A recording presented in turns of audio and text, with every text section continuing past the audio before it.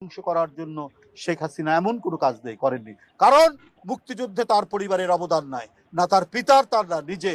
তারা পাকিস্তানি শাসক গোষ্ঠীর আশ্রয়ে প্রশ্রয়ে ঢাকায় অবস্থান করেছে।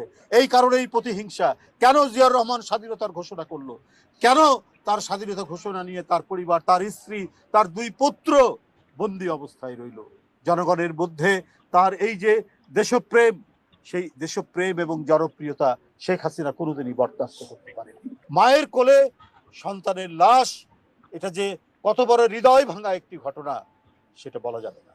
সেটা সম্পূর্ণরূপে ছিল একটি প্রতিহিংসার বহিঃপ্রকাশ একজন শাসকের, অবৈধ শাসকের, ফ্যাসিবাদী শাসকের। সে একটি পরিবারকে নানাভাবে পর্যুদস্ত করার জন্য জনগণের মধ্যে তার যে উপস্থিতি এবং তার যে জনপ্রিয়তা, সেটিকে আপনার মুছে দেওয়ার জন্য এমন কোনো কৌশল নাই যেটা করেননি সাবেক পলাতক স্বৈরাচারিণী শেখ হাসিনা।